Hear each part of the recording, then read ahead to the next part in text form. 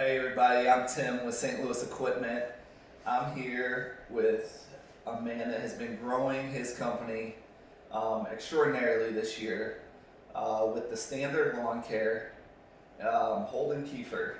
And what I want to do, I want to interview different people in this industry, get different takes from them, get different experiences, what we can learn from everybody in this industry.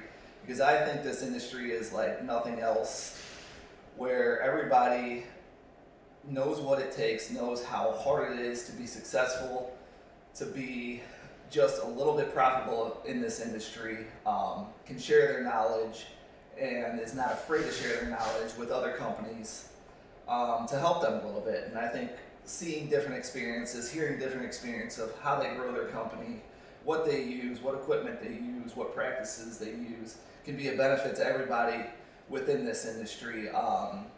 So what I want to start doing is just some interviews with different people in the industry. And Holden has been in our shop over the past couple of years or so. He's bought some stuff from us. And what we just talk about lawn care when he comes in. So figure why not record it for everybody else to see, and if they want to learn something from it, great. And I just want to share it with everybody. So Holden, introduce yourself. Tell us a little bit about your company to start with. Okay, so my name is Holden Kiefer, co-owner of the Standard Lawn and Landscaping. I have a partner, his name is Vince Piantanita.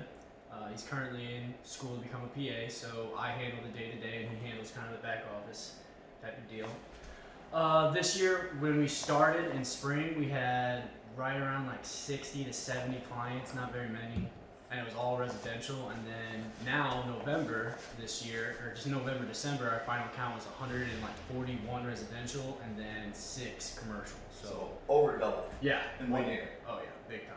Doubled in almost every way. Right. Almost every single way except for the truck and trailer. We're still running like a crew and a half to 2 crews off of 1 crew, but we got plans going into the next spring to get another truck and trailer. So. Right. Well, you pretty much doubled and then reduced your employees this year. Yeah. Last year there were 4 full-time employees and 1 full-time employees, and then 1 part-time employee that came in and just worked a day or 2, and the other guys that worked 3 or 4 days a week, trying to balance them around. I wasn't there at the time. I was still in the service, not here with the day-to-day as it was going on. So my partner and I's mindset was like, hey, we just got to get people in there to do the service to keep those clients till one of us can get back. So that's kind of what we did. So military veteran. Yeah. Yourself. Yeah, I was in the Army. I appreciate that very much. That's awesome. So how'd you guys start? Like, go from the beginning. How'd you start your business? So it was actually kind of split. The Standard LLC was originally my partner's when he was in high school. Vinny, yeah. Right. So he started, I believe, when he was 16. Okay. And he ran it up until just a couple years ago when he stepped away from the day-to-day to start his school thing, and that's when I stepped in. But when he was 16, I believe I was 13 or 14 at the time, and I kind of worked with him, and we had a couple of lawns that we did, and then I was like 17, 18, and I kind of stepped away because he started doing more than just lawn care, just cutting the grass, and I wasn't really ready for that. So I just got, 5, 10, 15, I don't remember the exact number of people, and I just went and I cut their grass on my own. So him and I kind of worked together, kind of didn't, but that's how it started. And then this year is the first year that him and I consider like our first real year. Up until this point, it's just been trying to figure out how to put enough work together to like make it something. Right, learning everything. Yeah. And then I wouldn't say everything. I wouldn't say learning everything. You never know everything. Oh, yeah. Every year you're learning something new. I mean, that's with any business in this industry. I mean, you constantly learn something new. Every year you learn what works, and I think you learn, more importantly, what doesn't work. And then you can build upon what does work each year, and then try something new. Once you get down what does work for you, Definitely. within your business, and you can reach out and try something new, whether it be. So you guys mostly just mowing? Mostly mowing. Yeah, we plan going into next year to do more of the lawn care side, so like the fertilization, weed control, aeration machine, all that kind of stuff. And we're dabbling kind of right now in hardscaping. I'm trying to learn it. I built my first wall by myself just this past week. It took me 4 days to do it, but I got it done. It was a 63-foot wall, about 3 or 4 bricks high, depending on the slope where I was at. But yeah, Yeah, but you gotta start somewhere. You gotta start somewhere. Right. Yeah. Took me a little bit longer than I bid it for, but that's alright. Right. So got it Right. yeah. Make the customer happy. Oh yeah, she was happy with it. She loved it. She came out and she was like, I couldn't believe you did it this fast. She thought it was gonna take longer, but Yeah. I was in the truck driving away. Like I took way too long to do that. It gives you more confidence going forward. Oh yeah, I feel great about doing it. I'm ready to build my next one right now. Okay. Alright. So what kind of equipment did you start with? Like back when we were in high school. Yeah. Oh man, just any push mower we can get our hands on. I Yeah. remember I used a Boland's brand like side discharge mower because it was at Lowe's or Home. I think it was at Lowe's, and I got it for like $100, $200. I had that. I had just the cheapest steel trimmer I could find at Lowe's, and then for a little bit I had a broom. I realized sweeping off sidewalks was not fun. So the first equipment that I bought after the mower and the trimmer was like a little handheld blower, Yeah. but it was a battery operated one. Were you doing all these by yourself? Yeah, it was only That- that was when I was in high school. It was only like 15 or Yeah. so. But Vinny had a hand blower and a mower and a trimmer, and I believe at that time it was all Honda. It was Honda mower. I think we've always rocked Echo trimmers. Yeah. For as far as the LLC is concerned, blowers we've gone back and forth, but we're really starting to gravitate towards Echo. Yeah. For sure, for just about all the handheld tools. I mean, stay with what you like and what works for you, Yeah, definitely. which is fine. Which is what you need to do. So you guys use mostly residential type equipment when you're first starting. How many years did you use that stuff for? When did you buy your first commercial mower? The Velke mower that we bought from you, wasn't that last year? The Right 32? The Right 32 Walk Velke. behind? That was the first commercial piece of It equipment. was a couple years ago. Yeah, I so think. like last year, the year before, it's not too long. Yeah. But I mean, it's been going for like 7-8 years now. So the last 2 or 3 years, we've kind of gotten to bigger equipment. Yeah, and when you bought that, you could tell the difference in your production. Oh my gosh, from a push mower to a Velke mower, it's Yeah. ridiculous. I mean, the fatigue went down a lot. The fatigue was still there with the Velke, but Right. it went down a lot, and we were able to mow a lot faster because it wasn't just pushing a mower all the time. Yeah, self-propelled helps, but Yeah. when it's the mower doing all the work, it takes a lot. Oh man, Yeah. it's great. And then the Velke to a standard mower is just night and day again. It's just like going from a push mower with no self-propelled, I'd say, to the Velke. It's like Velke to the standards. Right. Oh Because my you were gosh. running a 32 and a 36-inch walk behind mower. Yeah. Right, with 4 guys. With 4 guys, yeah. And then you purchased a Right Standard, a 52. Yeah, Right. 52X. 52X. And then Oh my gosh. you were able to at that point, do the same production with less guys. yeah, I got to the point where it was me and 4 guys. I got rid of 3 of those guys. I told them all I don't need to. Right. And I was like, I'll use this guy because I know he's going to show up every day and work all day long. And we did the amount of work that all 5 of us had done previously in a week. We were getting that done in like a day and a half. When we Yeah. got 52 in. And then that's when I was like, all right, we're going to get all the work we can get. And I just started filling up all my days. Yeah, so I mean, with labor, as everybody knows in this industry, is a problem. Oh, So- yeah, it is. You can, when you're able to use the equipment that you have now, To cut back on how much labor I need, yeah, definitely. how much labor you need, and then you can keep around the guys that are good and are going to help you, Yeah, definitely. and that are productive and I would want say, to work. yeah, definitely. You can reward them Oh yeah, you with pay more hours. more hours, you get paid More pay. more. Yeah. If they want some time off, it's not a big deal to do that because Right. I mean we're usually I wouldn't say we're usually ahead, but we're usually in a position where if like someone's got a doctor's appointment or something's going on with family, it's not like, oh my god, we're not going to get our work done. It's Yeah. we're flexible enough to handle that kind of thing. So Yeah. that's kind of nice, and I think that's due to the equipment being a little bit nicer because we can get to the jobs a lot faster. Right. I mean that X mower took away 3 guys. I didn't need 3 guys anymore. Right. Just with one mower. With one mower, yeah. So it may be a lot to buy that mower, but it's a one-time purchase compared to having 3 employees that you got paying. Yeah. How much you're I saving. took that all day long. That was a no-brainer almost. Right. I mean, paying 3 employees all month long compared to that mower payment you're making. Yeah. It'd It's probably like equal out in a month and a half, 2 months. right. Yeah. No, that's great. So, I mean, tell me one major thing you learned this year throughout the season. Throughout the season, Yeah. oh, it is hard work. And Yeah. when you're out there actually doing the servicing, it's Especially when you're growing that fast. oh yeah. When you're Trying doubling your business. trying to grow in service and grow in service. I mean, there's a balance to it. Yeah. I can't say I perfectly found it by any means. Right. You try to just not grow so fast that you're literally drowning every Just week. spin. Oh man. Yeah. There were a couple times where I had to stop selling. I had to stop because I mean we were doing 6 days a week, and me and my guy were like, "Man, I'm tired. It's gonna be Sunday." And I'd be like, "Yeah, we gotta go do 2 or 3 jobs today." Right. You gotta do them. We got too much There's work. no other choice. There's no other choice. When you're a lawn care That- business owner. That was really hard for me this year. Is I guess that was a big thing I learned. Is like you gotta give up some free time to grow. Yeah. I mean, like I really coming out of the military, I really wanted to not work Sundays. I was like working. When you're in the military, you're working every day pretty much. You get Yeah. days off, but when you're called to work, that's it. Doesn't matter what day it is. So I wanted to get my Sundays off. I was like, oh, I'm gonna be a business owner. I can just say I'm in charge. I don't work Sundays. It took about a month into the season for me to figure out Doesn't that's not happen. it's not that way. No. Especially when it's raining. Oh When the grass is growing twice as fast in the spring. my god. Yeah. And there's just no time There's no to time. get anything done. You have to do it. Whenever Whenever you the can. weather's just Right. good enough, you gotta get out there. So Yeah. It takes some free time, but I think at the end, now that the mowing season's over, I feel good that I did it. Yeah, it's rewarding. Oh yeah. Like it's hard work, it's tough. But when you look back, once it's over, it's over. Once you get through that 12, 13-hour day or that week or two Yeah. where you gotta work that much, I mean, it's over and you're like, wow, I did that and I didn't die. That was awesome. Yeah. You know? Yeah, it is rewarding. 'Cause it's your own and you're growing it and you have a purpose of where the business is going. You can guide it to where you want it to be. You Yeah. can take care of your customers the way you want to take care of them. And it's at the end of the day, it is rewarding. But no, where do you see your business going next year? Next year, Yeah.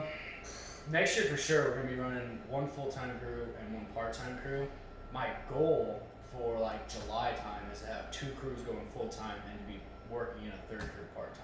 Yeah. After seeing how much I was able to grow it being stuck in the truck this year, I think once I'm able to remove myself from the truck, I think I'm gonna be able to sell a lot more. Yeah. And if I'm out of the truck, I feel like I'll have more time to find employees, to look at pricing on vehicles and equipment and trailers and all that good stuff, to where I can grow the company, not have to do the work. Yeah. I'm pretty excited. And the customer service part. That Oh yeah, comes getting with to, it. getting to talk to the clients will be a lot easier because right now, I mean, they'll text and call me while I'm not working. Right. I can respond to a text, but it's hard for me to respond to a call, so I have to wait till the end of the night and I gotta call everyone back. And sometimes, I don't get back till 7 o'clock. And Yeah. it's like, I'll call this person, but not everyone wants to be talking about their lawn that late. Yeah. Some people are like, the day's over. I called you at 2 o'clock. But when you're in the truck, I gotta call them back. You can't not respond to the people. You Yeah, gotta they want respond. instant response. Oh, you gotta respond. So whenever you have a chance, you gotta do it. So Yeah. sometimes if that's a little later, it's just how it was. But Mhm. I don't think I'll be in that. I'm hoping to not be in that position going into this next season. I hope I'll be able to respond right there when they call. You think it's gonna happen? I think I'll definitely get to 2 full crews. Yeah. 100%. I'm so confident in that. I think so too. I think the 3rd crew, it just kind of depends. I think the hardest part will be manpower. Finding enough manpower to start that Always 3rd. is. Oh my gosh, finding good quality manpower is the Yeah. problem. Finding Yeah. like just guys to put out there, not a problem at all. But finding guys who are like actually quality and are actually going to do what they need to do to succeed, Yeah. that's hard to find. So how do you find your guys?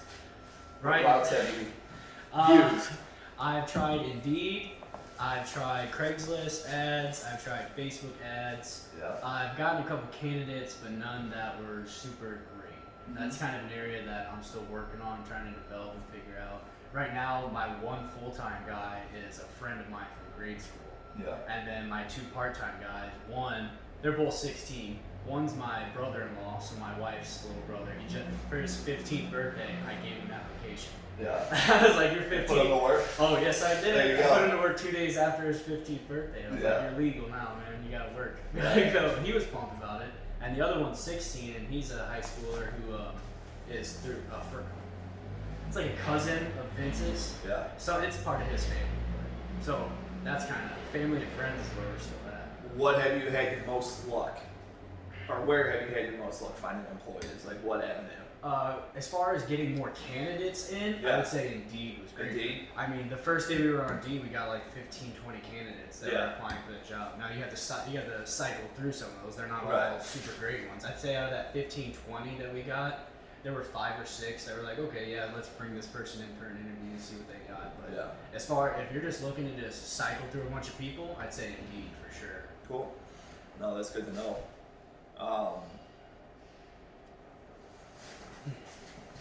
Yeah.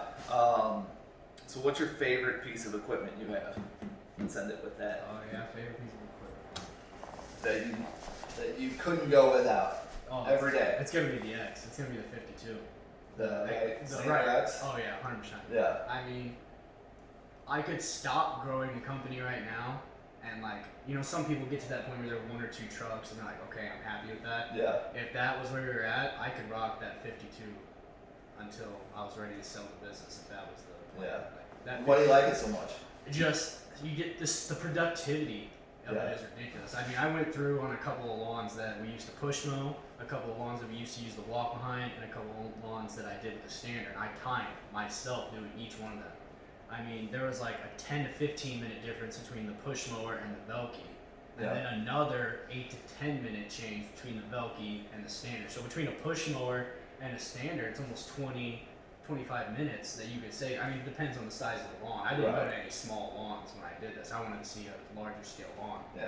But the productivity of it is just ridiculous. Like I said, I was able to get rid of 3 people and not be afraid that I wasn't going to get my work done. Yeah. That was pretty significant to me. Yeah. So And no downtime oh my, with it. oh, Any oh none. breakdowns. I mean, the oil changes is about the downtime that thing has.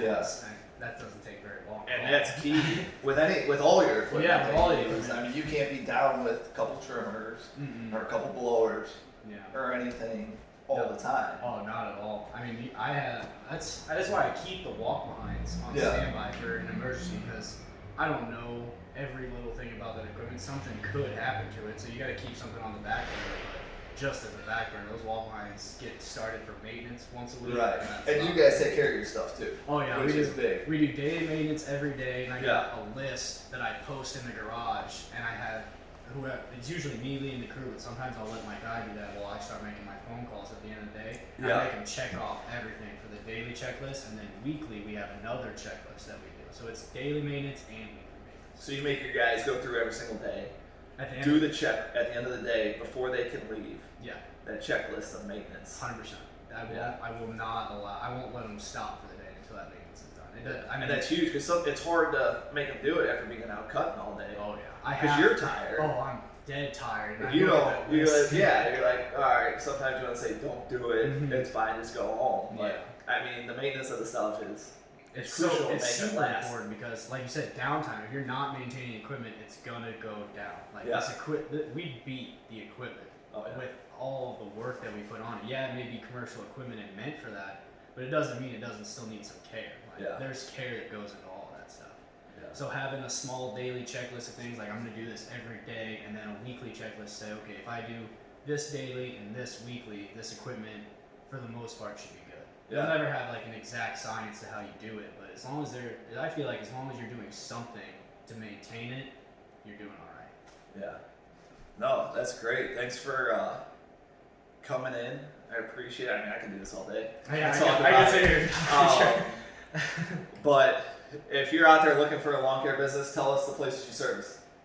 Man, Baldwin area, Manchester area, Chesterfield, Afton, Fenton, Shrewsbury, Kirkwood, all of St. Louis City. Yeah. Pretty much anything in a 25 to 30 mile radius of St. Louis City, I'd say. Yeah. If you're in Forest Park and you can go about 30 miles in any direction in St. Louis, Yeah. we probably service that. Yeah. So if you're looking for a lawn care business, you're in that area, give the Standard a call. Call Holden, 314-328-9511. I know he cares about what he does. He comes in here, brings his stuff in for maintenance, to be repaired. He's bought a couple mowers from us. And he loves what he does. So definitely consider him if you're looking for a lawn care company. And again, thank you. $50 gift certificate Right. for doing this. and I'm sure we'll see you around. Oh, 100%. And thanks for watching, if you watched all of it.